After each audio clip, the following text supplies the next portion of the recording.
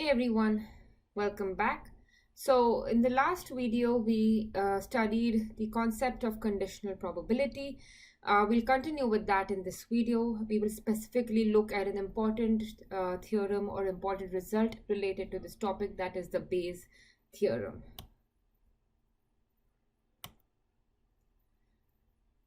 So exhaustive events, so this is a definition. So events A and B are exhaustive if their union is the entire sample space. Okay. So here they need not be disjoint. Okay. So exhaustive event, the only condition is that their union is the entire sample space. A partition, a collection of mutually exclusive and exhaustive events. Such A1, A2, AK are said to form a partition if and only if the following two conditions satisfy. So condition 1 says that all of these sets are disjoint from each other, that is A1, A2, A1, A3, A2, A3, A2, A10. All pairs, if you take their intersection, it's going to be an empty set. And if you take the union of all of the sets, right, all of the sets, then that's going to be your sample space. So a partition consists of sets that are all mutually exclusive and exhaustive. So for example, S is your sample space, set A is 1, 2, 3, B is 4. You can see that A intersection B is empty and A union B is S. So you can say that events A and B form a partition of the sample space.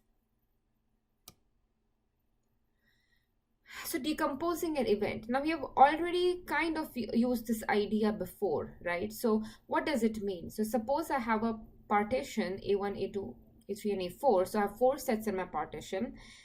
Then any set B can be decomposed in this particular fashion. So you take B intersection, so you take the part of B that lies in A1, you union part of B that lies in A2, union B that lies in A3, and finally union with the part of B that lies in A4. So this is a picture that represents it. So this rectangle is your sample space. A1, A2, A3, A4 form a partition. See that they have nothing in common. They have no intersections. And the union is this entire rectangle. So these A1 through A4 form a partition. And B can be any set here, okay? So you can always write B as, let's see, yeah. So B intersection A1 is this part, B intersection A2 is this part, B intersection A3 is this part, and intersection A4 is this part. So we have split B into these 4 different parts, and note that this part, this one, and this one, these are all disjoint, and therefore probability of B can be written as sum of these probabilities, okay, because all of these sets are disjoint. So just to drive home this point a little bit more carefully, so A1, A2, so this is the partition, right? This is A1, A2, A3, and A4. It's possible, so B can be anything, okay? It's possible that B lies here, but you can still write B as A1 intersection B union A2 intersection B union A3 intersection B. Now union A3 intersection and B will just be an empty set. Okay, so you have nothing to lose by taking unions with these empty sets. So similarly, A4 intersection B will also be an empty set. So we're not making any kind of an assumption on B. B can be any particular event. So this kind of decomposition can be done for any event. Okay. So this is the Bayes theorem. So we have, suppose events A1 through AN form a partition of a sample space. B is any other event. So instead of 4 partitions, we have some n number of partitions. B is any event. Probability of B is non-zero. Then probability of any set. So AI. So this. So probability of any set AI given B can be written in this way. So this is the formula. So A1 given B, for example, or A1 condition on B will be probability B given A1 times probability of A1 sum over probability of AJ times probability of AJ. So A1 only plays a role in the numerator, okay? So this AJ is basically going over all your, so J takes values from 1 through n, okay? So A2 similarly will be probability, so probability of A2 given B will be probability B given A2 times probability A2 divided by this entire sum. So let's see how we can prove or how we can show this result, okay? So the proof is fairly simple. We're going to use the multiplicative laws that we have studied in the past video.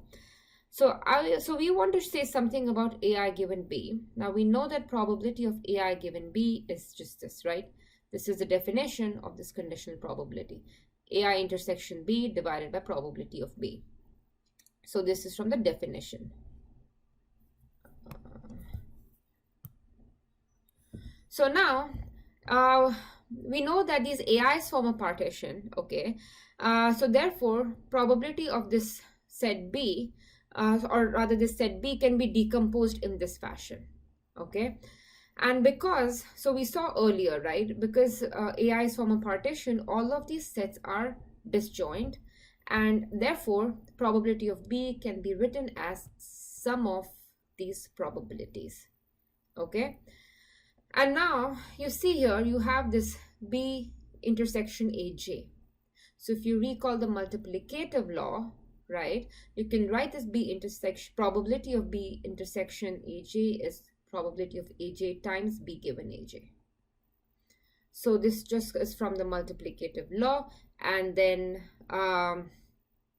similarly, probability of AI intersection B, again using multiplicative law, is B given AI times probability of AI. So you plug back the values, the values for the numerator and the denominator to get this result. So why are we doing this, right? What is the, so let me go back to the result, right? Why are we trying to write this probability of AI given B in terms of B given AIs?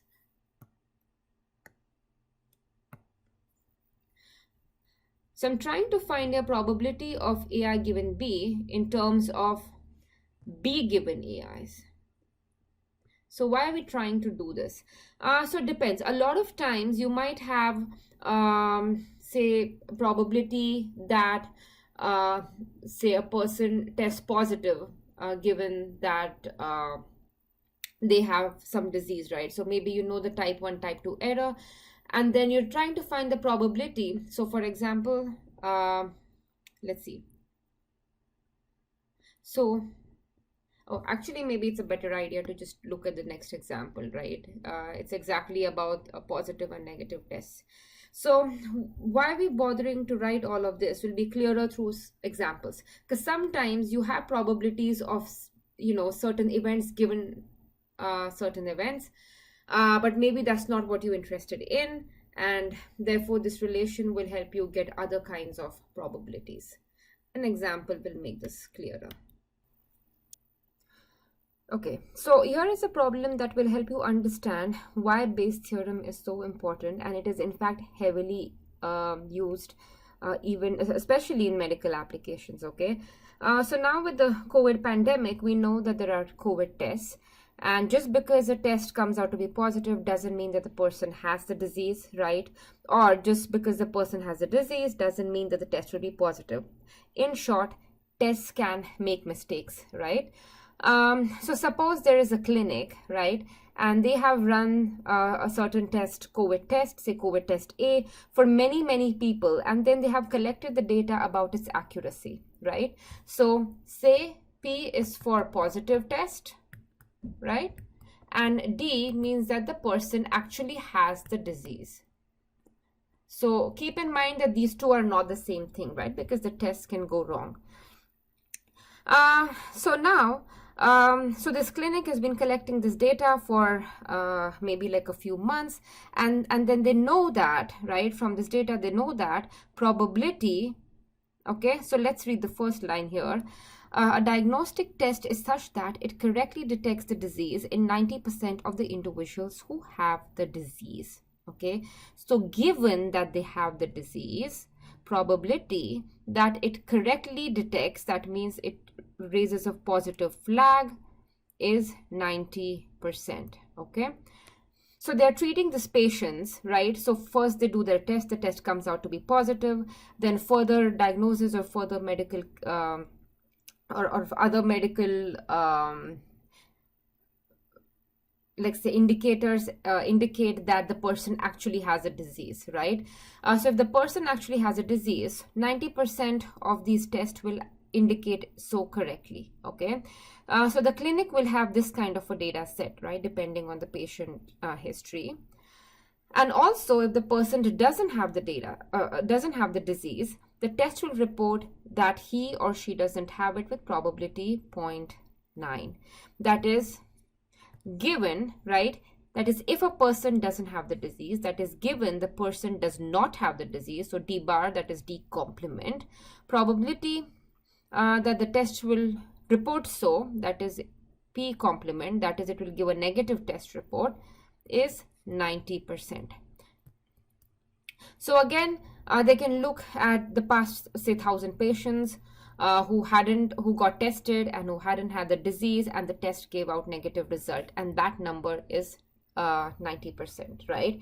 Past 1,000 patients, or certain number of patients who had the disease and the test gave positive results, that was 90% of the patients, right? So this is how you would get these kind of numbers. Now a new patient comes in to get tested, and then the test indicates that that person has a disease, right? So the test has come out to be positive.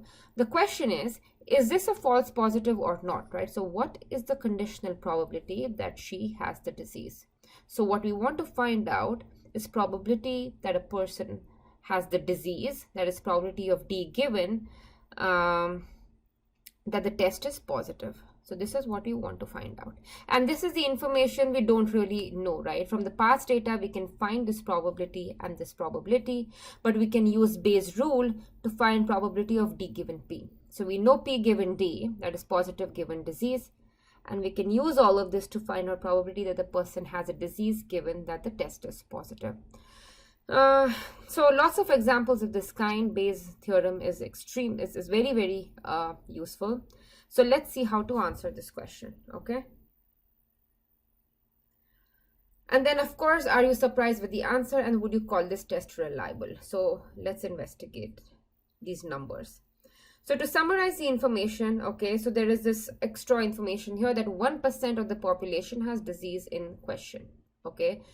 So again, you can go and you can conduct a study and ask a large enough sample of people if they have had the disease or not, and you can get this 1% from such a study. Okay, so you can conduct studies to get this 1% and both of these 90% numbers. Okay, they come from studies. So D's for disease and P's for positive test. We know that probability of D is 0.01, that's 1% of people have the disease. That means 99% don't have it. P given D is 9.9, and this is given to be 0.9. So all of this information is given in the example, and this is the question. To find the, given that the test is positive, what is the probability that the person has the disease? So we start with the Bayes rule, right? Because we are dealing with conditional probabilities. So D given P is D intersection P divided by probability of P, just the definition of the probability.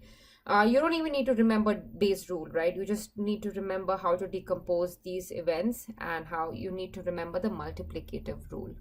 So this is the first definition of conditional probability. The numerator is the multiplicative law. Okay, so D intersection P can be written as P given D times probability of D. Why are we trying to write it this way? Because we have this number, right? We know probability that a person, that the test is positive given that they have the disease. So we're trying to rewrite this and all of these expressions in terms of things that we already know. Okay, that's what we're trying to do. So D given D intersection P can be written in this way using the multiplicative law. We do not know what is the probability that a person tests positive, right? This is something that's not given. So However, we do have this kind of conditional information, right? So we are going to break down this P, decompose it into two sets. So P intersection D plus P intersection D complement. Remember that D and D complement or D complement, they always form a partition, right? So D and D complement form a partition. So you can decompose probability of a person tests positive in this way. So this is done. So now we don't know these two numbers. So again, using multiplicative law, you can write P intersection D as P given D, right, times probability of D, and P given D complement times probability of D complement. So now we know all of these numbers except this, okay?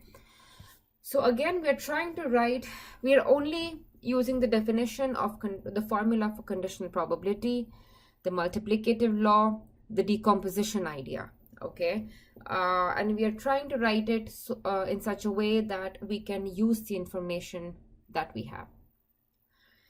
So we're not done yet. We need to find what is the probability of P given D complement, okay? This is not given. So let's investigate that. P given D complement is, again, P intersection D complement by D complement. This is just the definition of conditional probability. We know probability of D complement, so this is given. 99% don't have the disease. This numerator here is decomposed. So remember any set, so D complement is, so here P and P complement form a partition, and I'm decomposing D complement using the P and its P and P complement here, okay? So I'm decomposing this set D complement, and I know this number, right? Probability of D complement is 99. And let's see. So this last term here can be written as P complement given D complement times D complement. And now, so I have this equation here. I have all of these numbers, okay? All of these numbers are there. This is the only unknown, and therefore I can find probability of D complement and P, right? I can solve this, and I get probability of D complement intersection P. I can plug it back here to get probability of P given D complement. Once we have probability of P given D complement, we can plug it back in here to get the answer, okay? So this is not an easy problem, okay? This is a difficult problem, but I'm trying to show you how to solve these problems so you can do the easy ones on your own, right? I'm trying to get you used to solving the more difficult ones, so the easy ones will be, well, easy to do.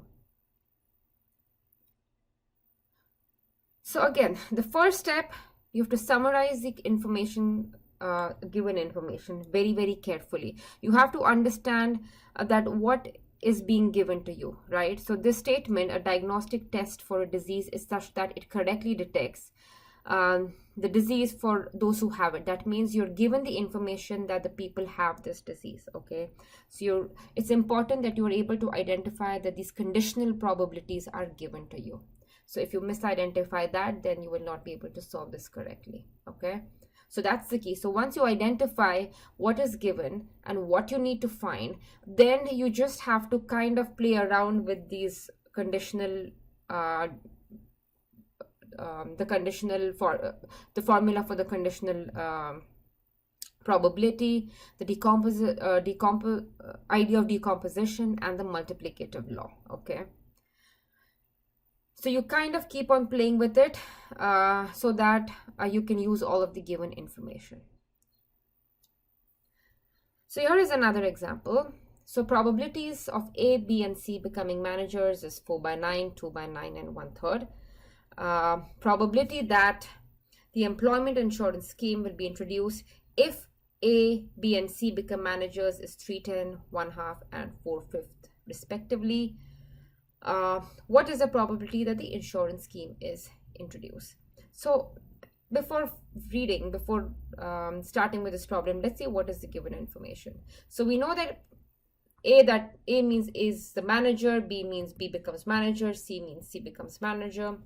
Let's see. I think I means insurance scheme is introduced. So we're given that probability of A is 4/9, probability of B is 2/9, and C is 1/3. And more importantly, probability that the employment insurance scheme is introduced if A, B, C become the manager. That is I given A is 3/10. Okay, so here probability that the insurance scheme is introduced given A is the manager 3/10.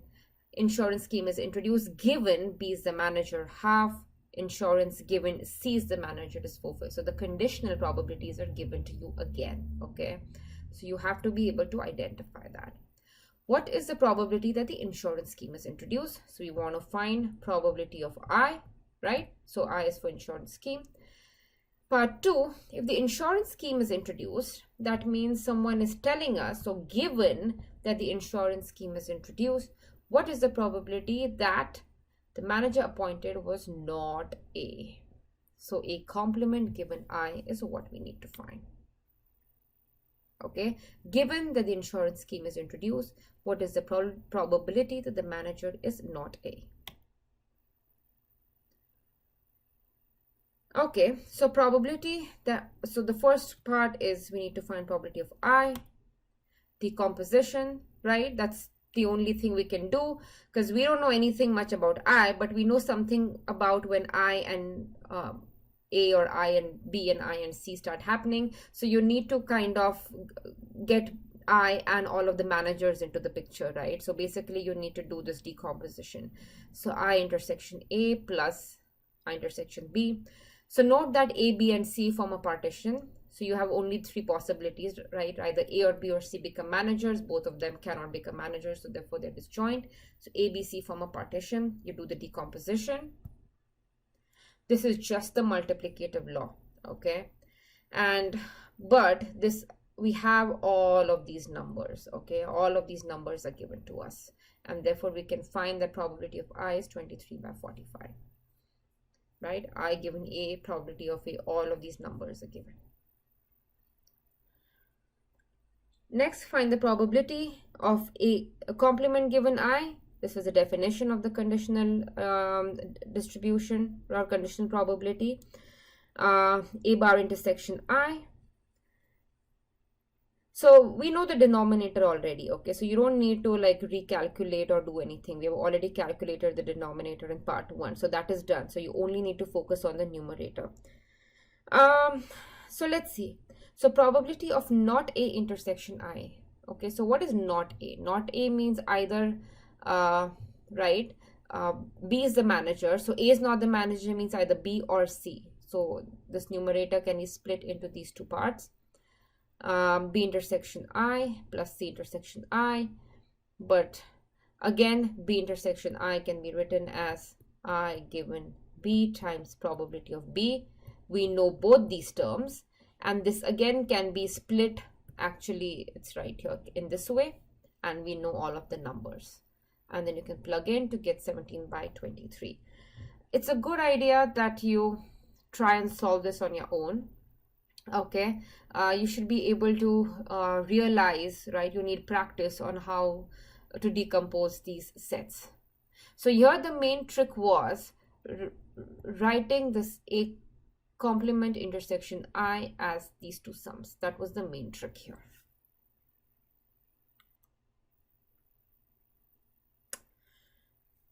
Another example, a king comes from a family of 2 children. What is the probability that the other child is his sister?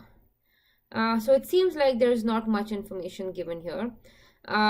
So we're going to, so let's see. So the king's family, what? So there are 2 siblings, right? Including the king, right? So we are saying the king comes from a family of 2 children. So there are 2 children. One of them is the king. And we are trying to find out what is the probability that the other child is a female, right? Is the sister.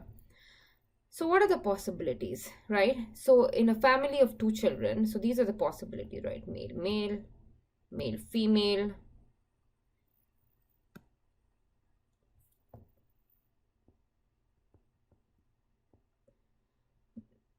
female, male, and female, female, right? So honestly, this example probably should be updated. I think a lot of examples in statistics should be updated because yeah, they're pretty old-fashioned examples where the world consists of only men and women, and we know that that's not necessarily the case. But in any case, we're going to focus on the problem here. Okay, so these are the four possibilities, right? So let's see. So this is the sample space, right? And what is that we want to find? We want to find that what is the probability that the other child is his sister. Okay, so I have two sets here, A and B, right, which says that one kid is female and the other set is that one kid is male. So it's not saying which one, it's just saying one of the kids is female and one of the kids is male. So we need to find probability. So one child is the sister. We need to find probability that his sibling is a sister. That is, one child is a female given, and we know that, right? So the king, I'm assuming that king is a man here. Okay, like I said, old-fashioned examples. So this is what we're trying to find. Oh, I should female, that is A given B. Okay, we're trying to find probability of A given B, right? Because it's given to us that that one child is a king, right? So we know that one child is a male. So we're trying to find probability that one child is a female given that one of them is a male. So again, once you identify that, then it's simple. A given B is A intersection B divided by B.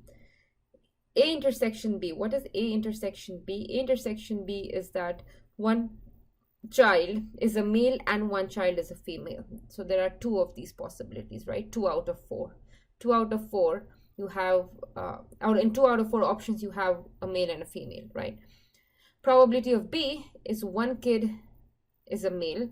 So you have 1, 2, 3 possibilities, right? So 3 out of 4. So probability of that is 3/4. So A given B is 2/3.